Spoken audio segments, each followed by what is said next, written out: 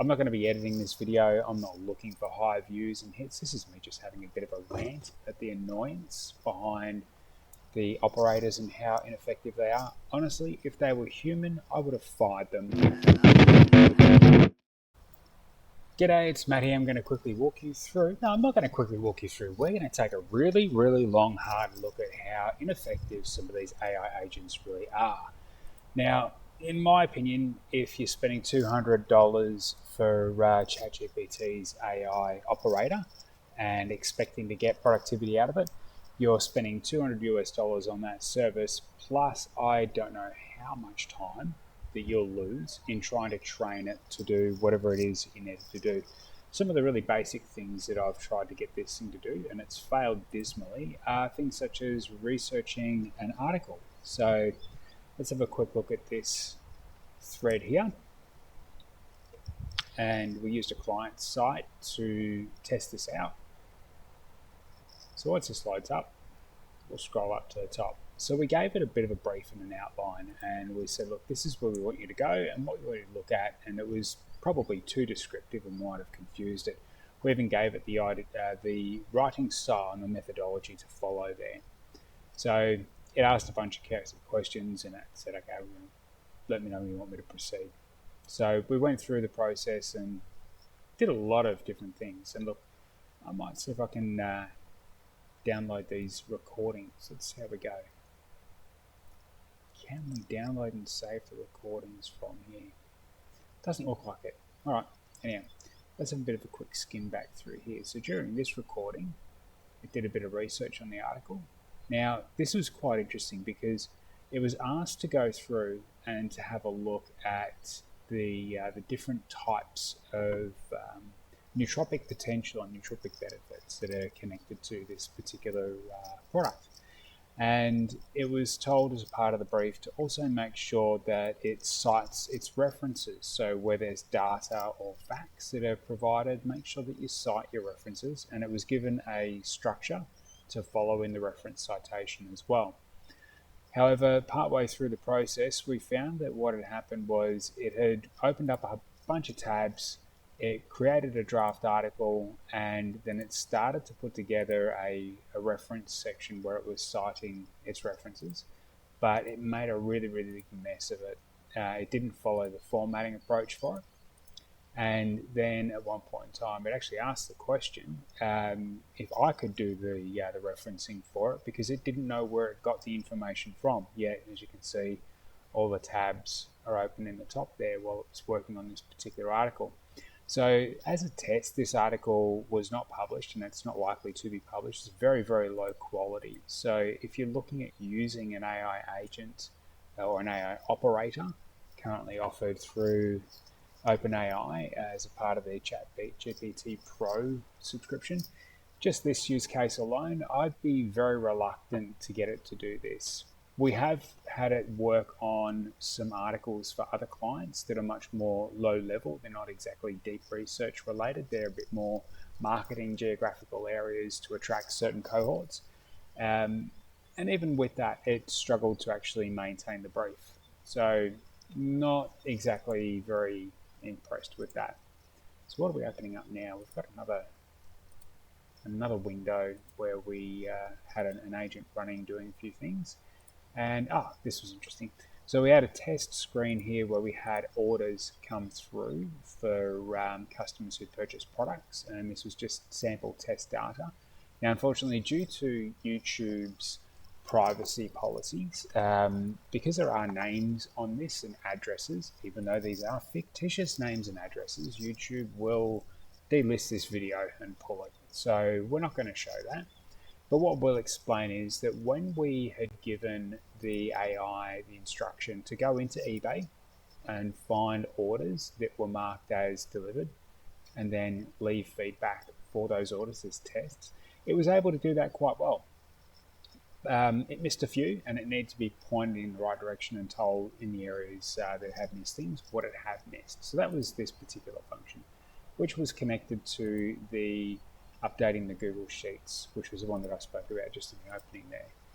Now, I'm not going to be editing this video. I'm not looking for high views and hits. This is me just having a bit of a rant at the annoyance behind the operators and how ineffective they are. Honestly, if they were human, I would have fired them because I spent more time training and retraining and coaching and fixing the work that they were getting wrong.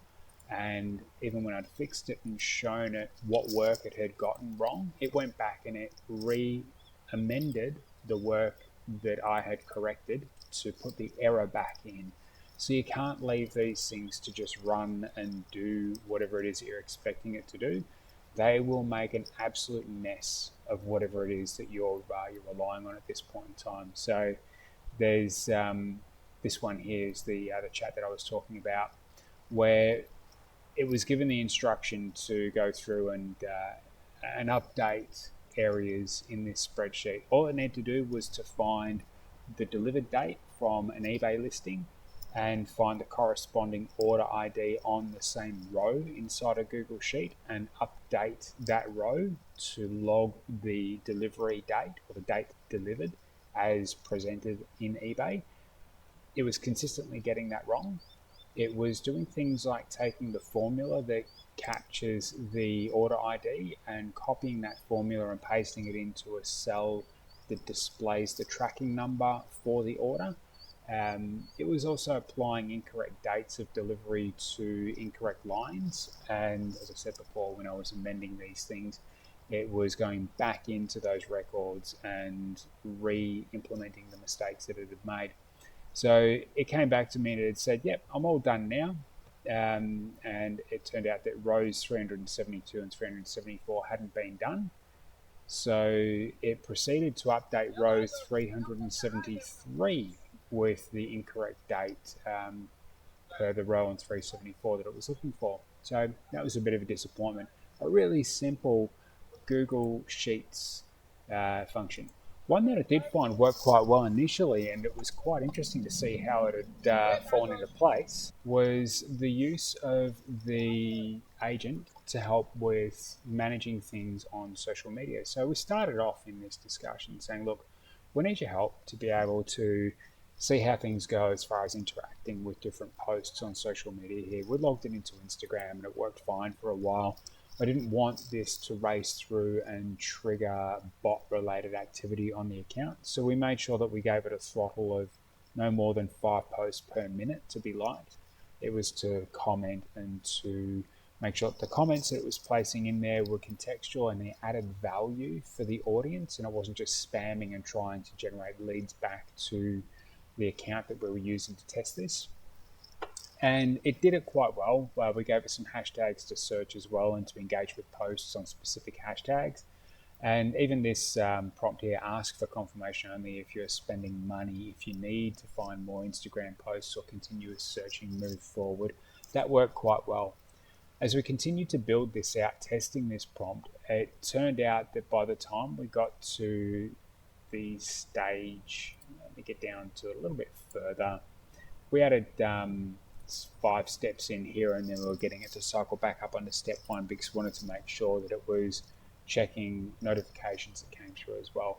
And this was working really, really well up until this point. And then there must have been a policy change at some level inside OpenAI with this agent, how it works, because then we were told that it was unable to engage with users on Instagram as requested, which was a really big disappointment because the functionality there was adding a lot of value. We were looking at also trying to implement a strategy where this was going to be able to act as a moderator inside Facebook groups and pages and take care of handling spam related posts that required a little bit more finesse, where it may have been lacking detail that the poster should have included, or it was out of context and not in line with the group. But instead of just us going through and having those posts aggressively marked as spam and then removed, actually engaging with the person who's posting a little bit and pointing them in the direction saying, look, if you want your post to be put up, you need to make sure that these particular criteria are met. So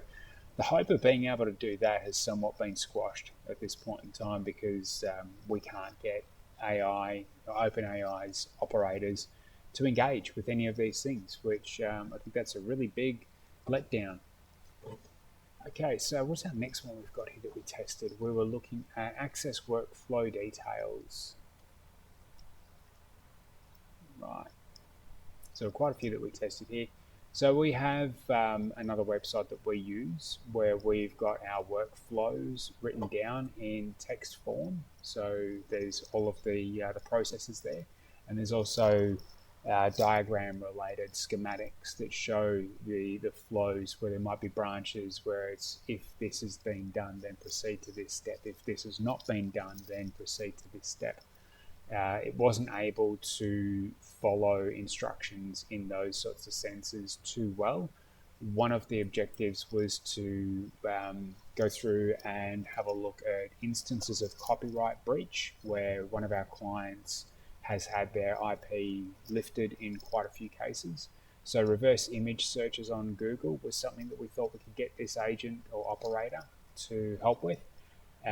It was able to do a reverse image search, but as far as being able to navigate the complexities of accessing a platform to log a copyright breach or a takedown notification with the platform, or even to search the internet and find an email address for someone who might have posted something up on their website using that IP without approval, and contacting them, giving them a chance to be able to come to some sort of agreement with that, replacing things like the copyright banners, which are quite often removed.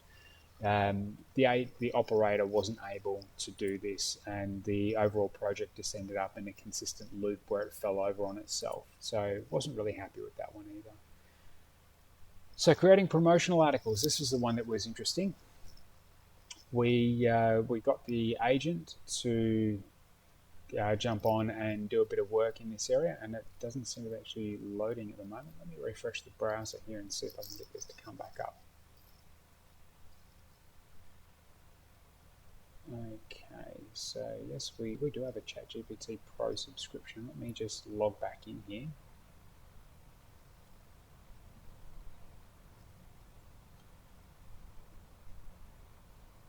Some of the agents or operators also struggle with some of these capture authenticator things that come up on the screen. So there's some pretty big limitations. I'm really not seeing something that adds high level value or productivity at this stage.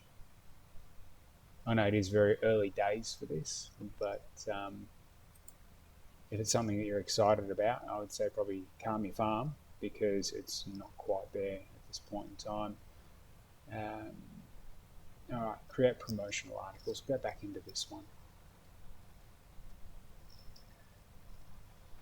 So this is another client that we work with who has a business where they're promoting accommodation options in certain areas, and the brief provided to the operator here was to target specific cohorts and to showcase the neighborhood, and to also draft the blog posts inside WordPress and shuffle the images that are in the gallery for the standard posts so that they looked unique and a little bit different. So it wasn't like a carbon copy of the exact same article again and again.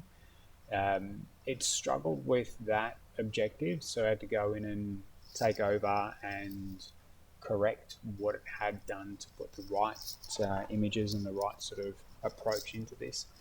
Quite often what it would do, it would go in, it would just delete image blocks completely and try and build a new gallery. So it was trying to operate intuitively, but not very effectively. And this doesn't seem to want to load at this point in time. Let's try this one more time and then we'll move on to another one. We'll try research travel locations. Actually, we'll change that up completely. So I might refresh the browser again because the service isn't exactly proving to be stable and reliable. Let's go research travel locations. So this was a personal objective that we had, and the requirement that we put out there for the operator was here's access to our Google account and here's a Google map with pinned, shared, or saved locations. What we'd like you to do is look at other things that are of interest. It could be historic locations, tourism, top 10 sort of things from TripAdvisor, those types of locations. They're within 5 to 10 kilometres of the already saved pins. So we gave it a pretty broad scope there to be able to go through. And in this case, I said in this one, I want you to start in New South Wales near Bathurst, and we'll travel from Bathurst. We gave it a set of fictitious dates going towards Broken Hill, and then up to the next town from there. So we gave it a bit of like a date range to try and figure some sort of schedule out to see what would happen here. Now, because there's nothing that's going to be sensitive information that's going to warrant YouTube thinking there's a problem here, and this took 33 minutes to go through and do this. I'll go back to the start, and I'll just talk you through some of the things that this did. So first up, we asked it to fulfill the objective that it did, and it went straight to Queensland, which is probably 2,000 kilometres away from the region that we were telling it to start in, and it started pinning rest stops in Queensland, so it was already operating outside of scope. We pulled it back in, and we said, okay, here's Bathurst, and you can see there's some little teal coloured badges of things that have been saved there. So it's already got an area to focus on, and it's got its brief. So it started to look around at different things. It pretty much skipped the Bathurst area and went straight to the next town you're going towards is Cobar. So I'll start finding things in Cobar for you. It looked at the locations of things, and it sort of stayed within reasonable range. And usually walking distance was good because that sort of kept it more relatable and kept it narrow. So we had it feeding things into a Google Sheet. Now the instruction was to copy the share location and then just give us an idea on what that is. And if there's someone we can talk with while we're there, then let's look at who it is that we can speak with as a guest, as a way to give that person a title. So you can see it's a pretty busy map. It hasn't fully loaded there on that Google view, but it started going from up around here in the Cobar area and then finding things down here in Adelaide. We're talking about a 700 kilometre distance variation there. So it broke its parameters at that point and started going well out of that location. So we'll let it run for a little while and put things in and start to map bits and pieces. And it did update the sheet, put some interesting things in there that hadn't been pinned. It duplicated some of the things that we had already pinned, so that was a little bit frustrating.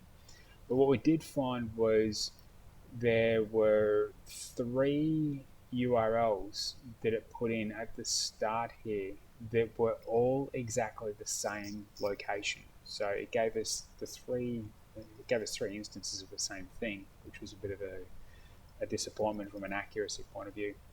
So we'll let that run for a while, and I figured, well, it's probably time to change the brief here because it's not really grasping what it is that we need to do. So I'm just going to skip forward a bit more. Hopefully this catches up to where we're at. Okay, we've still got the ideas there at that point in time. I was correcting distances as well, or locations, because it was getting those completely wrong, and then coming back in and amending those to make them incorrect again after I corrected them and shown it. So I figured, let's try something a little bit different. Let's get it to grab the share location for the pin on Google Maps, and then let's also get the latitude and the longitude, because we might be able to use those coordinates to help us figure out point to point what sort of distances that we're looking at, and then we can manipulate that data and scroll through in there. So it began harvesting that information. Now, with the pins that you've got here on Google Maps, you can just right click on those and you can copy the GPS or the latitude longitude coordinates straight out of there. But it was taking a very long way to go and do it. So I explained to it how it could go about getting that. And as you can see here, we've got 3 different locations, and it's put the same latitude longitude in 3 times. So I went through, corrected that, and told it that the latitude longitude that you provided in these instances are incorrect, and gave it the correct latitude and longitude. And it proceeded to go back and put the incorrect latitude and longitude over the top of the corrections that I had provided it. So that, again, from being able to trust it to do a particular function and follow through on that task was very, very unreliable and frustrating. Even with taking over the controls and then handing it back to the operator and explaining to it what it had done incorrectly and what had been done to correct it, that was a little bit of an annoyance there. So we tried to access the Instagram account again, just to see if anything had changed around there, because we were getting it to navigate through Instagram and find Instagram posts that we could then embed into articles to help promote and showcase certain areas. It could do that, and it was able to do that by logging in through the Instagram account that we gave it access to, but anything beyond that, it fell over in that area. Now, for those of you who are interested in using these agents or operators to help you with things in YouTube, one of the things I thought would be beneficial would be getting them to help with translations, and that's translating descriptions and titles for videos and SRT files to help speed that process up.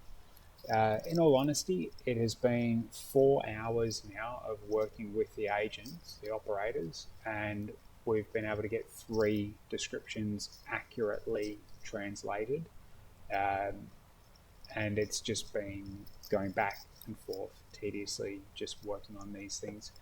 I'm not finding personally that there's actually value in this particular offering at this point in time.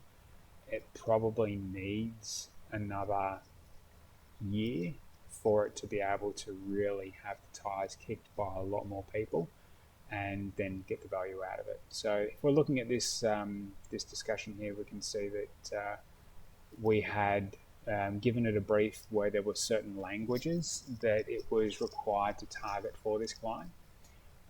Arabic was one of them. Simplified Chinese, yes, that was one, but not Taiwan or traditional. Corsican and Dogri, if I'm mispronouncing that, apologies. They definitely were not languages that were a part of this, but the agent or the operator decided it was just going to start adding these in. And the frustrating thing with this was it would get partway through a translation, and then it would cease operating. It would get maybe 60% or 20% of the translation done. As you can see here, it's gone through and it's translated the opening section. It's a bit hard to tell with this mouse icon over the top there. Okay, so you can see there's a scroll bar here that shows there's a heck of a lot more content in there. There's probably about 3,500 characters in this description, and it's successfully translated, well, successfully, that's rather subjective. It translated 120 characters out of probably 3,500. So it fell very, very short of completing the objective in that particular situation. So you can see here we're still working with AI objectives, trying to get things to feed into YouTube and working on enhancing the experience for this client with the audience that they've got across different languages and expanding that. But this just isn't working at this point in time. The other thing that I figured I'd see what it could do is if it could probably point me in the direction of its own competition and show me where I could find a service that operates as an AI operator or an agent to help get work done. So I don't have to sit here and watch it do what it does at about a 20th of the speed that I do it. That's just not productive. And I don't see this as being something that is immediately a threat to anyone's job security. I don't see it as being an efficient application for any business at this point in time. It's got a heck of a long way to go. Accuracy is a huge problem with this, and its ability to actually be functional and do things is extremely limited. It restricted itself to using Bing here, even though I told it to use Google, and it said it's encountered persistent issues with the ability to search here. And yeah, at one point in time there, it said to me, I couldn't go any further. if I find any specific tools or platforms, let it know, and it can assist me further. So I was a bit of a smart ass, and I said, so you want me to do your work? I'm really getting quite annoyed with it at the moment, and the inefficiency that it's presented. As a general, the ChatGPT Pro, from what I've seen, with everything else that's wrapped up inside here, is very good as far as what you can do with Sora and just the general GPT. So using GPT 4.0, extremely powerful and very, very high quality stuff. But the operators at this point in time wouldn't be getting too excited about it. They just are not where they need to be. Um, if you're looking at using these for social media management, where it's audience engagement or anything like that, I wouldn't worry about it. And honestly, as far as the effectiveness of application in the other areas that we've seen and the reliability when it comes to accuracy, I wouldn't be too worried about that stuff either at the moment. You're better off having someone offshore that you pay $4 or $6 an hour, and you then spend 2 hours of the day managing them, rather than spending 220 odd US dollars, including tax, for this level of subscription, expecting that the operator is going to do the work of an offshore team member or a VA. VAs are much more intelligent and able to follow instructions when they're provided. These things are disobedient and inaccurate at the moment. That's the best that I can give it. Bit of a roasting for OpenAI's operator. It's interesting to see that it can do what it can do, but that's about as far as it goes. It's an interesting thing. It's a curiosity. It's not at this point in time anything that has the capability to actually be a useful tool. It's just not there. So yeah, that's my honest and rather abrupt wrap up on that. Um, I'm not really going to harp on about it too much more, but if I find out more about these things and what's going on, and what value I'm getting from them, I'll share it. But at this point in time, that is pretty much it for today. See you later.